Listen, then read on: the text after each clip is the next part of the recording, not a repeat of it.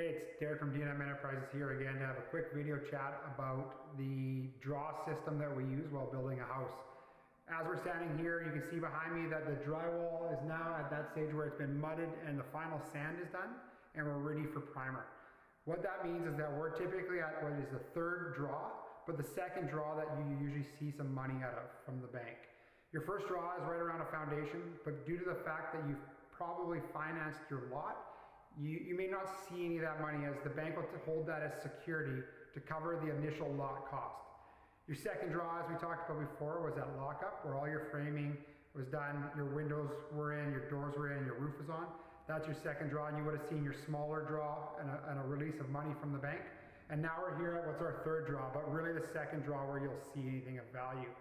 So now we're looking at a house that has drywall on, sanded, ready for primer and paint. At the same time, even though it's not necessarily the drywall draw stage, some of the exterior siding is done.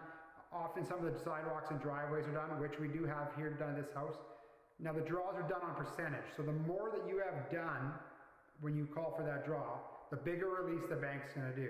The advantage of this is that these draws cost you money. They send an appraiser out and they can cost you anywhere from $80 to $150 to have them come out and say what percentage you're completed.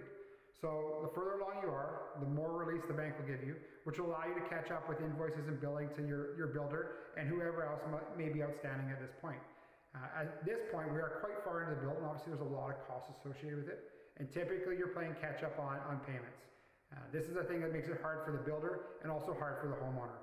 So now is your time where you get that bigger draw and you can kind of catch up and get back to comfort before you get into the final finishes, and which will lead to your final and fourth draw. Again, this is Derek from DNM Enterprises. We're building better homes.